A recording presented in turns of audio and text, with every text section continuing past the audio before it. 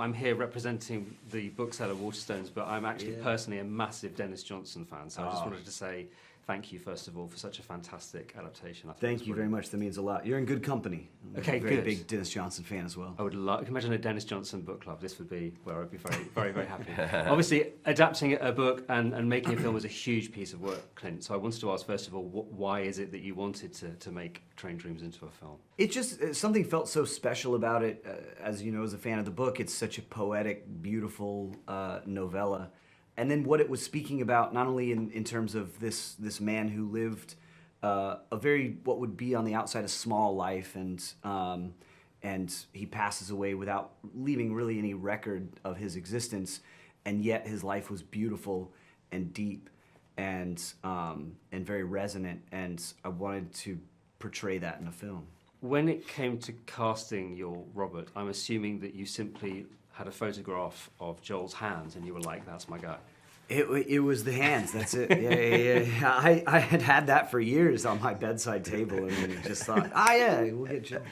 What was it that you were looking for, I suppose, in casting that role? Because it's, as you say, it's an ordinary man's life, but there's something very beautiful and extraordinary about it. So what was it that made Joel the right man for the job? It's also close your ears. It's also a person of few words. He's a guy. Yep. He's a man of few words, but yet you want to portray very deep emotions within him, and having somebody. Having not somebody like Joel, but having Joel who has the physicality and can portray this world, and you believe him as a logger, but you also believe the tenderness to just hold a baby and sit at home, and then what he can do with just a look, and what he can give an audience with just a look is a very rare thing, and I can't, could not have imagined anybody else playing him. Joel, I understand you're a huge fan of the book, and I wondered, is it useful as an actor to have that extra resource to draw from when you're making a film, or were you just focusing on the screenplay? Yeah, I think for the same reasons that I felt an affinity with the novella and the character, that Clint maybe saw something in me that felt appropriate for it. I was really moved by the idea that, when I first started reading the novella, I was like, this is a Western. And it was like, yeah, it's a Western, but it's a philosophical rumination on life. It's not a tale of revenge or retribution or any of those things. And I had inquired after the rights myself, but very happy to say that I couldn't get a hold of them at the time, because I agree with you that I think Clint's adaptation of it, as we know, anyone who's read the novella knows it's not like a straightaway, like, slap a sticker on it and make a movie. No. Easily. The adaptation is a complex reimagining of harnessing the language and the poetry and the ideas and philosophies, while also, creating a narrative film out of it. And I think he's done a marvellous job of it. And I'm glad that I got to sit in the seat of Robert, who's one of the most incredibly pure characters I've ever had the chance to play. There's a way, in a way, that Robert is a man to whom life happens, yes. You sort of mean, which is quite, I suppose, passive for a main character in a film. Does that present any challenges for you as the actor or for you as the director? For me, I've thought a lot about this, because yes, most characters on film are dynamic. They're doing things, they're rescuing things, saving things, and I think that's because one reason we go to the cinema is to identify in a more heroic kind of human being and wish fulfillment, those things.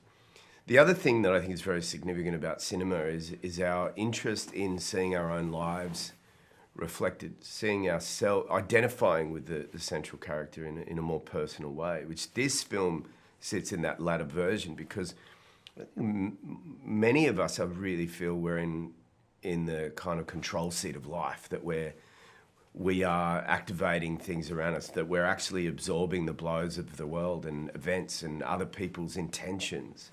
So I think people can really identify with Robert. They might not be loggers, they might not be building railroads, but they are ordinary, and it's good for them to be told that ordinariness is heroic as well. My time is up, so just a final thought, one-word answer maybe.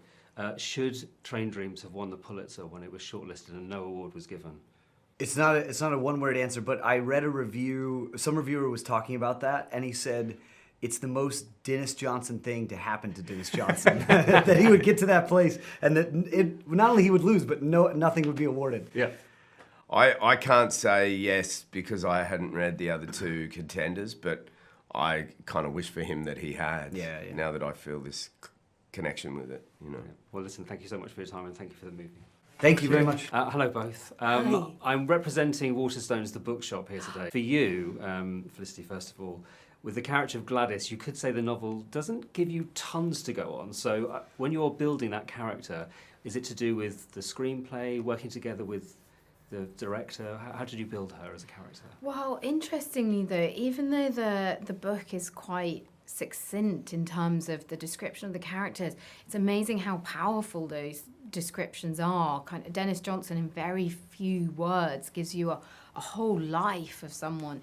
So I was actually constantly going between the book and the screenplay and building off the book in order to go, okay, what is this fuller life that Gladys has? You know, you don't want her to be just sort of sitting at home and waiting, and then Granier pops up every so often and she's kind of this perfect homemaker. It was like, well, what is going on? How is she eating? You know, it's really practical questions. She's having to go out and hunt and fish, and she is literally the engine beneath the family, ensuring their survival. But also emotionally, it's very hard. You know, she's isolated with a small child for long periods of time, which would be incredibly stressful. So I guess you're just, I always find you're a bit like a magpie. You're just trying to draw on as many things as possible, looking at real accounts of people at that time and books, and just building a picture of who that person might be. Yeah, and the relationship that she has with Robert is really beautifully rendered in the film, and there's an element, I suppose, of which they're fated to be together. And there's a lovely moment when you say to him that he's got plenty of time to be a father, but of course fate deals a much crueler blow than that. I wondered how you felt with that idea of fate and not being in control of your life, whether it had given you, I suppose, any appreciation of living in the moment and making the most of what you have. Yeah, the film is a lot about we're not in control of our destiny. It's which I think feels true for all of us. You know, life just has its ups and downs and goes in one direction that you're not really expecting, and you just kind of, I guess most of us are trying to keep a steady course within that. But I guess it's almost quite Shakespearean in that way. Like, Shakespeare's always talking about fate and being fortune's fool, and I guess there's a bit of that in Joel's character in Granier. Kerry, Claire is a fascinating character. Well, you make her a fascinating character because, again, there's not much to go on in the novella, but could you tell us a little bit, I suppose, about where she meets Robert, if you sort of mean, the level on which they're meeting? So she has experienced grief, and she has lost her husband, and she was also, it says that she was like a nurse in the war, so there was a kind of a backstory that was sort of written there for me. And also we did a lot of research of ladies who lived in those watchtowers and how long they would have spent there, and so it was like that was another thing that kind of informed me, like, of her state of mind, just how relaxed she must have been in her own mind to be wanting to do that. She meets Robert at a time in his life, yes, I suppose, when he needs to meet someone to guide him. There is an amazing scene with the two of you on the cart, and there is hardly anything said between you. There are just looks, and I found that scene very moving. But of course, I was putting my own spin on, I suppose, on what might be going through both of your minds. Are you able to share, I suppose, what was happening in that scene for you and your character? Yeah, one of the notes that Clint gave me was that she doesn't judge him. Claire doesn't judge him. And that was a big note for me because, and the nurse thing kind of helped, you know, that she was just very, put him at ease.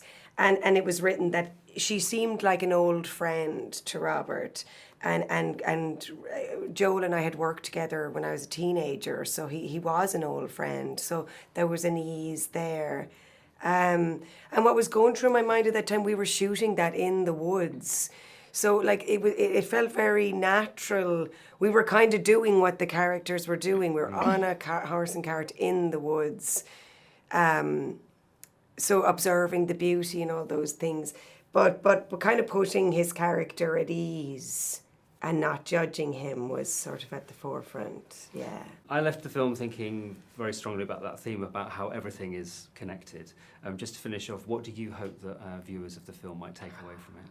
So many things. I think it's always, you know, when you watch something, a film and a character, and it's really quite, I didn't used to notice it when I was younger. It's as I get older that it really lives with you.